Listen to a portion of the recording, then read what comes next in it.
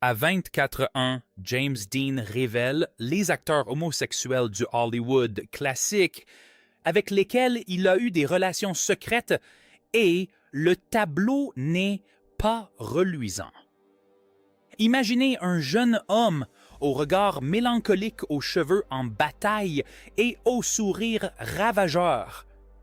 Mais derrière cette façade se cachent de sombres secrets que le Hollywood d'antan s'efforçait de dissimuler à tout prix. Nous explorerons sa vie en détail, de ses douloureuses blessures d'enfance à ses romances homosexuelles cachées et comment la société conservatrice de l'époque a contraint les stars à vivre dans l'ombre, à feindre, à se sacrifier pour survivre sous les lumières crues et crues d'Hollywood. Ce n'est pas seulement une histoire d'amour interdit, mais aussi une leçon profonde sur l'acceptation, le pardon et le long cheminement de l'humanité vers la diversité et l'égalité dans la perception de la sexualité. Commençons par parler de James Dean, un nom que beaucoup d'entre vous connaissent sans doute grâce à des films cultes comme La Fureur de vivre ou À l'Est d'Éden. Né le 8 février 1931 à Marion dans l'Indiana aux États-Unis, James Byron Dean grandit au sein d'une famille ordinaire, mais sa vie fut bientôt assombrie par la tragédie. Fils unique de Mildred Marie Wilson et de Winton Dean, il connut une enfance paisible dans l'Indiana où son père travaillait comme agriculteur, cultivant de vastes champs de maïs sous le ciel immense du Midwest américain. Sa mère, Mildred, fut la seule femme à comprendre et à nourrir véritablement son âme d'artiste. Elle encourageait Dean à écrire ses rêves dans de vieux cahiers, lui apprit à jouer du violon avec de douces mélodies classiques, du bongo avec des rythmes entraînants, des claquettes avec des pas rapides et du ballet avec une grâce poétique dès son plus jeune âge, peut-être à 4 ou 5 ans seulement. Elle l'appelait souvent le petit Jimmy de maman. Et cette relation mère-fils était la seule lueur d'espoir, le seul soutien spirituel durant les premières années de difficultés économiques pour la famille. La famille déménagea à Santa Monica en Californie lorsque Dean eut 6 ans, car son père, Winton, abandonna l'agriculture pour étudier et devenir prothésiste dentaire dans un hôpital pour anciens combattants espérant trouver une vie meilleure sur la côte ouest ensoleillée et venteuse. La vie en Californie apporta un nouvel espoir avec ses longues plages, ses vagues déferlantes et une atmosphère plus libre qu'en Indiana rural. Mais la tragédie frappa soudainement et cruellement. En 1940, alors que Dean n'avait que 9 ans, sa mère décéda d'un cancer de l'utérus après une courte lutte contre la maladie qui ne dura que quelques mois. Ce fut un choc terrible. Dean se mit soudain à pleurer à l'école, souffrit d'insomnie chronique et connut des sautes d'humeur imprévisibles, des blessures qui le suivirent toute sa vie et firent de lui un être tourmenté. D'après ses biographes, Dean racontait qu'il s'asseyait seul dans le jardin, le regard perdu dans le ciel d'un bleu profond, se demandant « Pourquoi la vie était si injuste?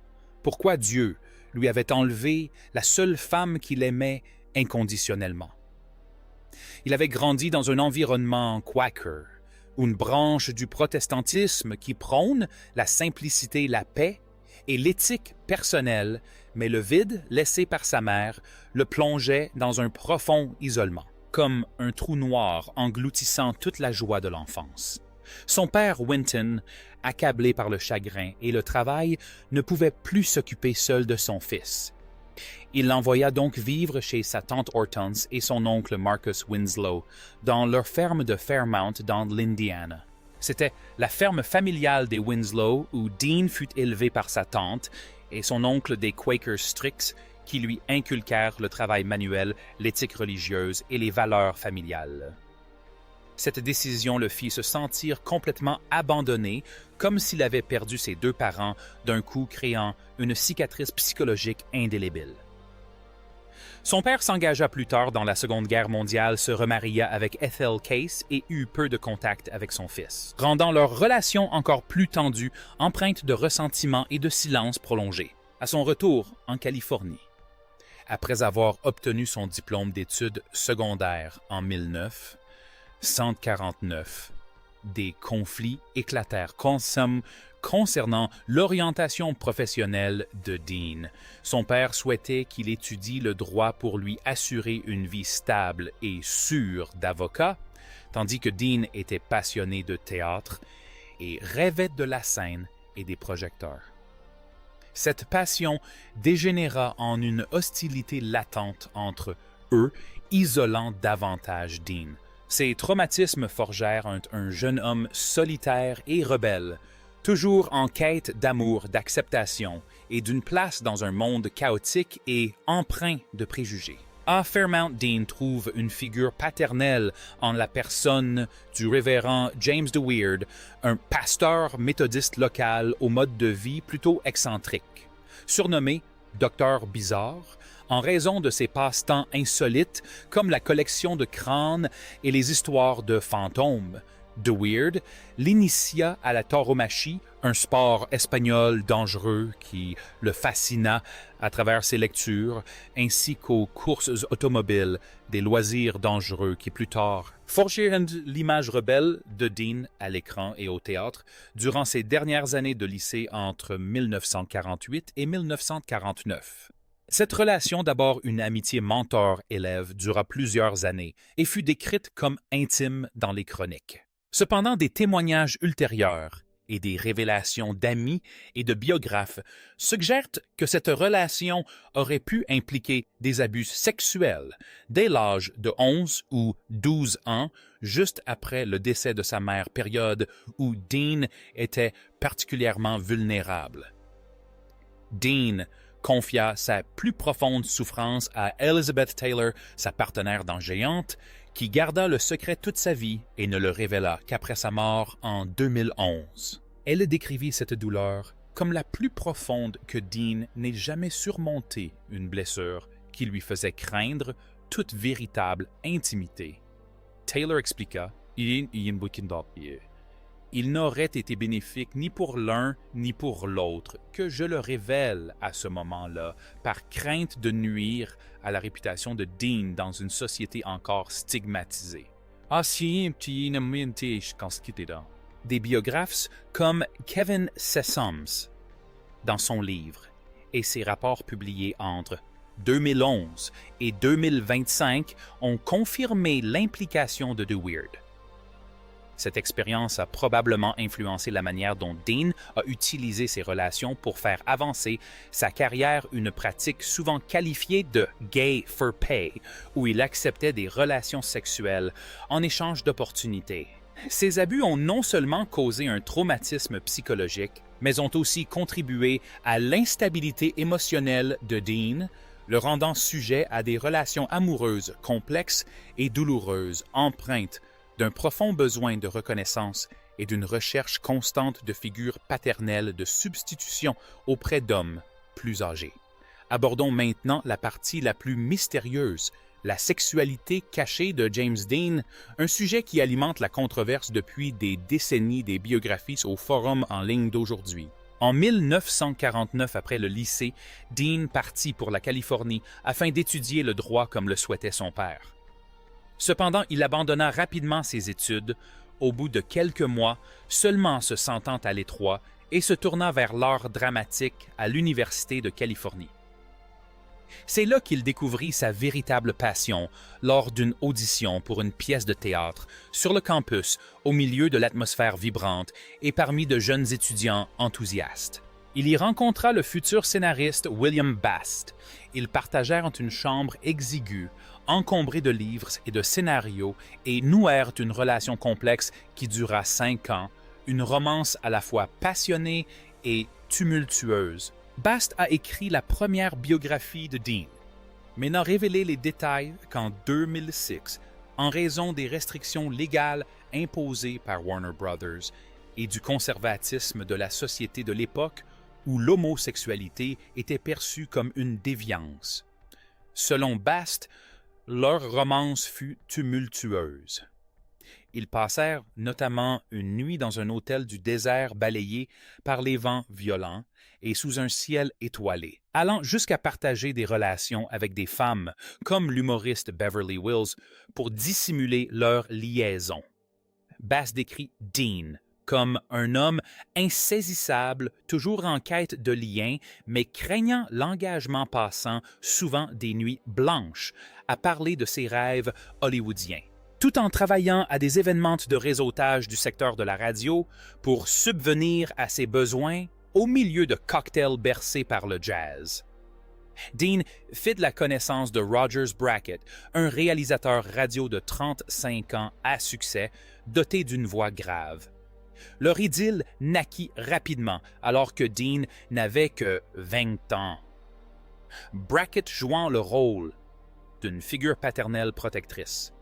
Il l'emmenait dans des restaurants chics comme Chasen's, où il dégustait de délicieux steaks, lui achetait des vêtements neufs dans les boutiques de luxe de Rodeo Drive, le présentait à des personnalités du secteur, et ils emménagèrent ensemble en 1951 dans un appartement de luxe à Los Angeles avec vue sur l'océan Pacifique. Brackett avait la réputation d'être un gigolo, mais pour Dean, il était un aimant et un mentor, l'aidant à faire ses premiers pas dans le monde impitoyable du spectacle.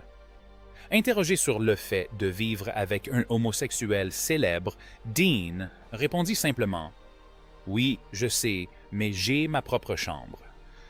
Une réponse vague qui trahissait une certaine attitude défensive. Des biographes comme Venable Herndon accusèrent Dean d'être le protégé de Brackett, c'est-à-dire entretenu en échange de relations sexuelles, une pratique courante à Hollywood à l'époque. Environ un an plus tard, Brackett partit travailler à Chicago, laissant Dean profondément attristé. Ce départ raviva chez lui le sentiment d'abandon de son enfance, la perte de sa mère à 9 ans, son départ précipité par son père et les séquelles du révérend D. Weird. Cependant, Brackett ne laissa pas Dean les mains vides. Il lui suggéra de tenter sa chance à New York et finança ses frais de voyage, de logement et de formation à l'Actors Studio, où il perfectionna sa technique d'acteur, apportant ainsi plus de naturel à ses rôles sous la direction de Lee Strasberg, le professeur légendaire qui avait également formé Marlon Brando. Dean s'installa à New York avec son fidèle Bast et vécut au rythme des nuits new-yorkaises trépidantes. Dans des clubs de jazz underground enfumés, il rencontra Eartha Kitt, la Catwoman des années 60 à la voix envoûtante, et l'écrivain John Gilmore, son compagnon d'aventures nocturnes. Ils s'adonnèrent à des expériences sexuelles dans des chambres exiguës de Greenwich Village. Dans son ouvrage « The Real James Dean », Gilmore écrit « Nous étions des mauvais garçons qui jouaient à des jeux de mauvais garçons ». Tout en évoquant la bisexualité de Dean Gilmore, estime qu'il était davantage attiré par l'homosexualité, le décrivant comme plus gay que bi et évoquant notamment les moments où Dean confiait sa confusion sexuelle. À l'Actors Studio, lors d'un atelier d'improvisation théâtrale intensif, Dean rencontra Paul Newman, dont il tomba immédiatement amoureux, séduite par ses yeux bleus et son sourire chaleureux. Il suggéra de jouer une scène d'amour devant toute la classe pour mettre le feu au studio, mais Newman refusa poliment. « Du calme, mon pote. » Dean insista, et selon Brackett, qui raconte à David Dalton dans The Man Behind the Baby Blues, Dean finit par avouer « J'ai demandé à Paul de m'attraper à la porte d'un bâtiment, abandonné sous la faible lumière des réverbères. » Les relations sexuelles étaient plus excitantes dans les lieux publics dangereux, l'adrénaline y ajoutant une dose d'adrénaline. Par le biais de l'Actors Studio, Dean assista également à une conférence donnée par Marlon Brando, son idole du film, un tramway nommé Désir. Il devint immédiatement obsédé par Brando, le harcelant au téléphone et dormant devant sa porte à Greenwich Village. Ses amis disaient que Dean imitait le style de Brando des blousons de cuir à sa voix grave, allant même jusqu'à acheter une moto pour ressembler à son idole. Brando a commenté « On dirait que M. John porte mes vêtements de l'an dernier et utilise mon talent de l'an dernier. Je lui ai conseillé de consulter un psychiatre et au moins son travail s'est amélioré. » Mais Brando savait exploiter ce qu'ils appréciaient, tous deux le sadomasochisme, un penchant obscur. Le médecin légiste de Dean a noté que son corps était couvert de cicatrices car il aimait qu'on lui écrase des cigarettes sur la poitrine lors de moments passionnés et douloureux. Natalie Wood, sa petite amie sur le tournage de La Fureur de vivre, a déclaré que c'était la raison de leur rupture. Parfois, Jimmy aimait faire du mal à ses partenaires et je ne supportais pas ça. Wood racontait que Dean pleurait souvent pendant les tournages de nuit, lui confiant son enfance difficile, ce qui la bouleversait. En 1954, malgré tous ses efforts, la carrière de Dean n'avait toujours pas décollé. Il est apparu dans des publicités. Pour Pepsi a incarné Jean-Baptiste dans une émission télévisée de Pâques en costume d'époque et a fait des apparitions dans 3 films hollywoodiens, Has Anyone Seen My Gal, dans un petit rôle non précisé, Sailor Beware, avec Dean Martin, et Fixed Bayonets, dans le rôle d'un soldat. À New York, grâce à Brackett, il a travaillé pour la radio et la chaîne CBS, notamment dans des épisodes de A Craft Television Theater, et a décroché son premier rôle à Broadway dans See the Jaguar. En 1952, une pièce qui fut un échec en raison d'un scénario faible et qui ne resta à l'affiche que quelques semaines. Durant cette période, Dean a entretenu une relation avec Bob Stevens, un réalisateur de CBS récemment embauché. D'après le réalisateur James Sheldon, dans une interview au Hollywood Reporter, « Je n'ai jamais eu de relation avec lui. Je connais quelqu'un qui a donné du travail à Jimmy. C'est ce qu'ils ont fait, mais c'est le réalisateur Bob Stevens qui l'a fait. » Ils eurent une brève liaison avant que Jimmy ne devienne célèbre, une idylle qui permit à Dean de faire ses premiers pas à la télévision. Mais ce ne furent ni la télévision ni la radio qui le firent connaître, mais une autre pièce de Broadway, The Immoralist, en 1954, où il incarnait un jeune homme homosexuel, séduisant des touristes, un rôle qui reflétait sa vie personnelle et qui lui valut les éloges du New York Times. Fort de ses critiques positives, Brackett fit revenir Dean à Hollywood pour À l'Est d'Éden, d'Elia Kazan, adaptation du roman de John Steinbeck, sur les frères Caïn et Abel. Kazan n'appréciait guère Dean pour son tempérament imprévisible, le qualifiant de « petit monstre » dans son journal, mais lui confia néanmoins le rôle de Cal Trask, le fils rebelle en quête d'amour paternel, un rôle qui faisait écho à la propre enfance de Dean. Ce rôle valut à Dean sa première nomination posthume aux Oscars en 1956. Le film raconte l'histoire des frères Cal et Aaron Cal se sentant constamment rejetés par son père, un sentiment qui reflète la relation de Dean avec Wynton. Dean a joué avec un naturel déconcertant, débordant d'émotions et a su toucher le public par sa souffrance intérieure, comme dans la scène où il fond en larmes lorsque son père refuse l'argent qu'il a gagné en vendant des haricots. Fort du succès d'À l'Est d'Éden et grâce à son jeu d'acteur, à la fois inattendu et authentique, Dean a poursuivi sa carrière avec La Fureur de vivre de Nicholas Ray. Ce film est un chef-d'œuvre sur l'adolescence dans les années 1950, avec Dean dans le rôle de Jim Stark, un adolescent rebelle qui emménage dans une nouvelle ville et doit faire face à la violence et aux pressions sociales de ses parents et de ses camarades. Le film met en scène Natalie Wood dans le rôle de Judy et Sal Mineo dans celui de Platon, avec la scène iconique de la course de voiture au clair de lune jusqu'à une falaise symbolisant l'insouciance de la jeunesse.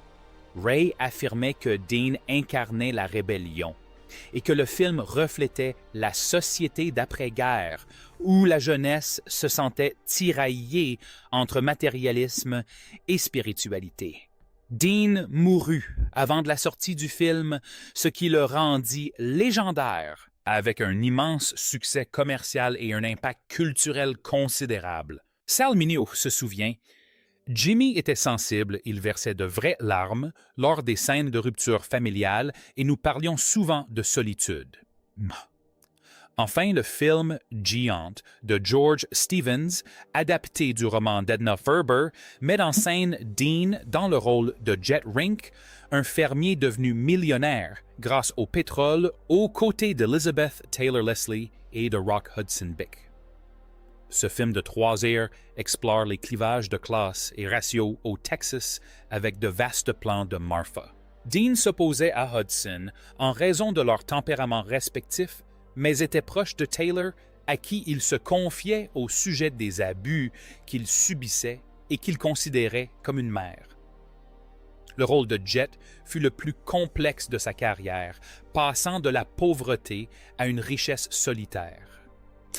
La scène finale le montrant ivre, parlant à une chaise vide, symbolisant le vide existentiel. Ce film valut à Dean sa 2e nomination aux Oscars, complétant ainsi sa filmographie avec 3 films majeurs en 18 mois. Cependant, sa réputation hors des plateaux inquiétait le studio, car Dean était connu pour fréquenter des agents et des acteurs, principalement des hommes. Dans le Hollywood des années 1950, les acteurs homosexuels étaient traités durement. Le Code Hayes interdisait toute représentation de l'homosexualité, les obligeant à se cacher comme Rock Hudson, qui avait contracté un mariage blanc avec Phyllis Gates. Dean figurait sur la liste des célibataires les plus convoités, aux côtés de Hudson et de Tab Hunter, et ses photos avec des actrices étaient mises en scène par l'agent Henry Wilson. Il était donc difficile de distinguer le vrai du faux des magazines comme Confidential, propageant des rumeurs à des fins de chantage. À l'est d'Éden, il a entretenu une liaison de 35 mois avec Geraldine Page, tout en partageant un appartement avec Bast, formant ainsi un étrange triangle amoureux. À Hollywood, on le voit en photo avec Terry Moore et Ursula Andress dans Dr. No.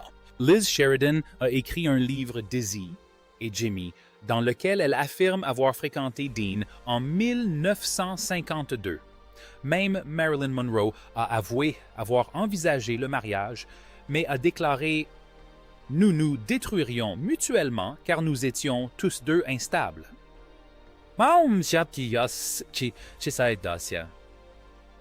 Sheldon a souligné que c'était courant à l'époque, affirmant avoir fréquenté James Dean pour devenir célèbre comme le faisaient de nombreuses actrices pour augmenter leur valeur.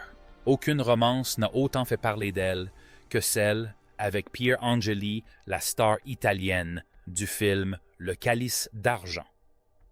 Pourtant, elle a épousé Vic Damone sur un coup de tête alors qu'ils se fréquentaient un mariage que des biographes comme Paul Alexander ont interprété comme une tentative de dissimulation de la part de MGMPR. Angeli a déclaré plus tard « Jimmy était mon seul amour ». Mais tragiquement, elle se suicida en 1971, laissant une lettre où elle mentionnait Dean avec regret. Dans son autobiographie, Kazan démentait les succès de Dean auprès des femmes. Ses relations amoureuses étaient toujours instables, empreintes de suspicion et de jalousie. Le réalisateur et scénariste de La Fureur de vivre affirmait être exclusivement homosexuel, Ray déclarant que Dean fréquentait assidûment les bars gays de New York. Parmi ses liaisons, on compte Clifton Webb de Laura et Jack Simmons, un acteur de second rôle. Interrogé sur son orientation sexuelle, Dean répondit Non, mais je ne passerai pas ma vie avec une main attachée dans le dos. Une citation célèbre qui suggère une certaine bisexualité. Il a échappé au service militaire en révélant son homosexualité lors d'un examen médical en 1951, une pratique courante durant le macartisme pour éviter le Vietnam ou la Corée. Au fil du temps, Jim Dean est devenu une figure emblématique de la communauté LGBT, non seulement pour sa vie privée, mais aussi pour son aura androgyne et sensible à l'écran, représentant la jeunesse marginalisée. Dans le film La fureur de vivre, Rebel Wenders, le personnage de Plateau, interprété par Sal Mineo, admire Jim laissant entendre son homosexualité, ce qui provoque des remous et des censures dans certains États. Cela a bouleversé un milieu conservateur, habitué à associer moto, voiture de sport et rébellion à une masculinité hétérosexuelle à l'image de John Wayne ou Clark Gable. Comme l'a souligné le biographe Val Holly, cela a créé un paradoxe. Les liaisons homosexuelles étaient présentées comme un moyen de faire progresser sa carrière, tandis que les liaisons hétérosexuelles servaient à préserver sa réputation et à éviter le scandale. En 1997, Elizabeth Taylor déclara à propos de Dean « Il n'avait pas encore pris sa décision. Il n'avait que 24 ans à sa mort, mais il aimait assurément les femmes. Il flirtait avec tout le monde et elle le considérait comme un fils, le réconfortant souvent lorsqu'il pleurait. Personnellement, en tant que passionné d'histoire d'Hollywood, l'histoire de James Dean me touche profondément. Nombreux sont ceux qui, ayant vécu cette époque, se souviennent sans doute de l'époque où l'homosexualité était considérée comme un crime, un tabou, et où des lois comme le Code Hayes contrôlaient les films, obligeant les acteurs à se cacher pour éviter la prison ou la perte de leur emploi. Dean est décédé en 1955 à l'âge de 24 ans dans un accident de Porsche Spyder sur l'autoroute près de Cholome en Californie. Il roulait à grande vitesse après le tournage de Gi-un lorsqu'il est entré en collision avec la Ford de Donald Turnipseed. Il est mort sur le coup. Son mécanicien Rolf Witherick a survécu, mais a été grièvement blessé. La nouvelle se répandit comme une traînée de poudre à la radio et dans la presse. Des fans en larmes se rassemblèrent sur les lieux et sa popularité explosa avec l'explosion des ventes de billets. Hollywood autrefois cachait ses secrets et pratiquait le chantage comme Brackett, qui exigea 8 cents $ de Dean pour garder le silence avant, à l'est d'Éden, une dure réalité du milieu. Aujourd'hui, avec des films comme le biopic sur la romance homosexuelle de Dean, avec Bast, intitulé Rebel Heart et interprété par Brandon Flynn, prévu pour 2025, on constate de grands progrès des émeutes de Stonewall au mariage homosexuel légal.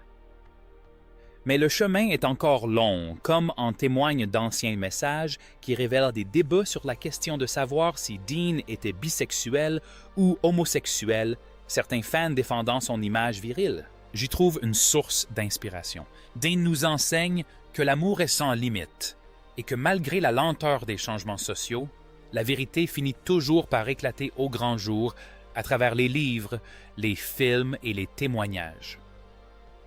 Pour celles et ceux qui ont été témoins de discrimination, voyez ce parcours comme un rappel que l'acceptation de la diversité sexuelle est essentielle à une société meilleure où chacun peut vivre pleinement sa sexualité sans crainte. Plus de 65 ans après, l'humanité a peu progressé dans la compréhension de la diversité sexuelle qui continue de peser lourdement sur nos vies, que cela nous plaise ou non. Les traumatismes de son enfance ont forgé un homme complexe, une souffrance intérieure qui a contribué à forger sa légende. Dean disait « Rêve comme si tu allais vivre éternellement, vis comme si tu allais mourir aujourd'hui. Rêve comme si tu étais immortel, vis comme si demain n'existait pas. » Tel est son esprit et son héritage pour nous aujourd'hui. Dans un monde où la lutte pour les droits LGBT BET est toujours d'actualité, parlons de l'influence de James Dean sur la musique et la mode. De nombreux artistes, comme les Eagles, avec leur chanson James Dean, le célèbrent pour sa vie trop intense et sa mort prématurée, tandis que David Bowie s'est inspiré de lui pour l'image androgyne de l'album Ziggy Stardust. Dans les films modernes, les personnages rebelles, comme ceux de The Breakfast Club ou de Riverdale, portant l'empreinte de Dean avec leurs blousons de cuir et leur attitude provocatrice. Icône de la mode, il a notamment créé le Jean Levi's 5 cents 1 et la veste rouge du film La Fureur de vivre, influençant encore aujourd'hui des maisons comme Gucci et Prada. Sur le plan social, Dean a contribué à travers ses collections au mouvement de jeunesse des années 1950, en révolte contre la rigidité de l'après-guerre, ouvrant la voie aux hippies des années 1960 et au mouvement pour la libération sexuelle. De plus, la vie de Dean est une leçon sur le pouvoir de l'art à refléter la société. Dans Géante, le rôle de Jet Rink illustre les mutations sociales américaines. De fermier à magnat du pétrole, il incarne le rêve américain brisé par le racisme et le classisme. Taylor raconte que Dean passait souvent des nuits blanches à préparer ses rôles et disait que, selon lui, être acteur est le métier le plus solitaire au monde. Être acteur est le métier le plus solitaire qui soit, car on vit dans la peau des autres. Cela reflétait sa solitude depuis son enfance abandonnée jusqu'à sa vie factice à Hollywood, où ses amis étaient des collègues et l'amour un secret. Sur le plan LGBT, Dean est une figure emblématique pour avoir osé vivre authentiquement dans l'ombre même s'il ne l'a pas fait ouvertement comme Elton John plus tard. Des critiques comme Vito Russo dans son ouvrage The Celluloid Closet analysent les dimensions queer du film, la fureur de vivre avec Platon comme premier personnage gay sympathique à l'écran. Malgré la censure, le Hollywood des années 1950 contraignait les acteurs homosexuels tels que Montgomery Clift ou Anthony Perkins à se cacher, ce qui entraînait des drames personnels comme la toxicomanie ou le suicide. Dean, bien que n'ayant pas fait son coming out, ait bousculé les codes avec des images sensibles et non genrées, comme le fait de porter du rose dans la fureur, de vivre une couleur alors associée aux femmes. Finalement, la mort de Dean fut une tragédie, mais aussi le début d'une légende. Le 30 septembre 1955, après le tournage de Géant, il se rendit à une course à Salinas au volant de sa Porsche 550 et Spider surnommé Petit Bâtard, qu'il avait lui-même sculpté. Entré en collision avec la Ford de Donald Turnipseed à l'intersection des routes 41 et 46, Dean mourut sur le coup, la nuque brisée. Le mécanicien Rolf Witherick a survécu mais a été grièvement blessé. Il a raconté plus tard que Dean roulait à 137 km/h. La nouvelle s'est rapidement répandue par la radio et la presse. Des fans en larmes se sont rassemblés sur les lieux de l'accident et sa légende a explosé avec l'explosion des ventes de billets pour Rebel et Giant. Les musées de Fairmount dans l'Indiana lui rendent hommage avec des festivals annuels et sa tombe au cimetière de Park attire toujours des milliers de visiteurs venus déposer des fleurs et des lettres manuscrites ainsi que d'autres secrets d'Hollywood. Je vous souhaite une journée paisible et propice à la réflexion.